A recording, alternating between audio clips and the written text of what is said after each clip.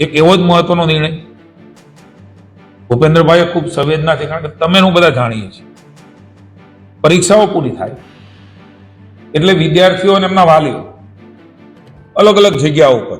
કારણ કે આવકનો દાખલો લેવાનો, એમને કંઈ શિષ્યવૃત્તિ, એમને કંઈ એડમિશનો, કોઈ જાતિનું પ્રમાણપત્ર લેવાનું, આવા લગભગ 18 થી 20 જેટલા અલગ અલગ પ્રકારના પ્રમાણપત્રો અલગ અલગ એમના એડમિશનો દરમિયાન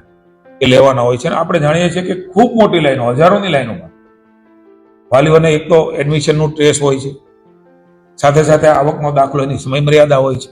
ફોર્મ ભરવાની, કારણ કે બધું જ એ સમયબદ્ધ ચાલે તો જ એ પ્રકારનું આગળનું એનું વિદ્યાર્થીઓનું ભવિષ્ય પણ, અને અલગ જગ્યાએ અન્ય જગ્યાએ પણ આ પ્રકારના દાખલાઓ ની જરૂરિયાત હોય છે. કે હોસ્પિટલમાં પણ આ પ્રકારના દાખલાઓ,